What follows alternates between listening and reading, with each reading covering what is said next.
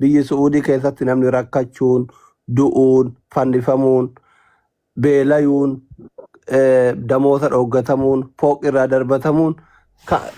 siin tokko hin jedhamne si galee an dhugaa rabbi obboleessa kiyya turu achitti dhabe. Obboleessa abbeeraa kiyya achi dhabe. Ijoollee meeqa achi dhabamaa oolaa jechuudha. Akka dhuunfatti si galee. Kanaafi jalqaba irratti baga rabbi lubbuu keessi oolchi obboleettii koo. Ati obboleettii tiyyaa intala si geettu qabaa intala tiyyaa si galee miti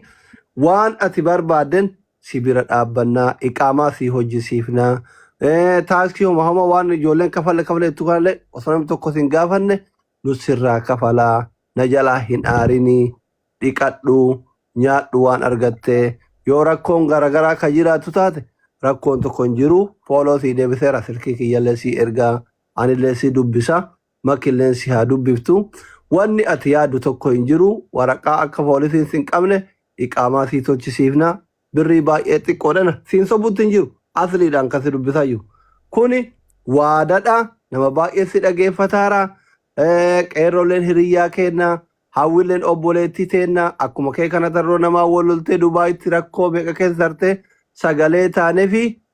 Suudii dhayxee amma achitti mana dalagaa qabdii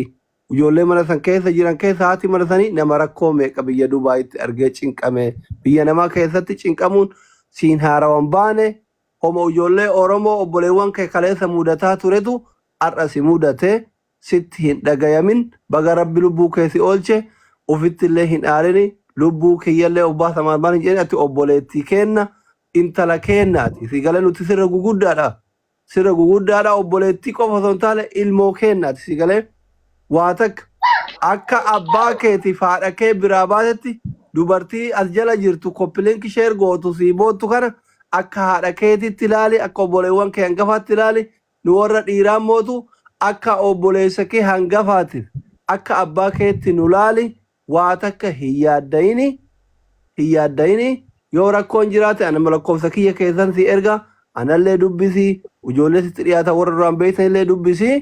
ati tasgabbaayi waan hunda nutu sirraa cufa ati dhiqachuu dibachuu qofa gaafa wayyoofteetiin hin jettee waraqaan keessii tole dalagaa sii taatu sii barbaadanii seentaana jalaa hin yaaddayina ishee of hin aarsin dhubbu tolee qubtuu ko si'a tokko dubbachuun danda'a makii deeqaa tokkotti qoya kanaa fudhattu isin jaljalinaa koomentii kennatu qoya naa isin hin jedhe maarqos ishee qubtu waan isin jedhe dhageette Eshi bakka galatoom achi isin hin jaalladha eshi bakka yaada namoota hin dhagayini gastii kaanii kaan irrallee yoo si waaman hin dhaqini ati waan namoonni jedhan yaadota namoonni jedhan kennin wallaahi ati intala kenna nuti obboleewwan kee hangafaatiif abbaa keeti malee warri asirra jiru kun hundi isaa warra umriin sirra guguddati waa takkana jalaa yaaddayin Eshi bakka namoonni yaada itichuu akkana qabaatan qofa dubbadha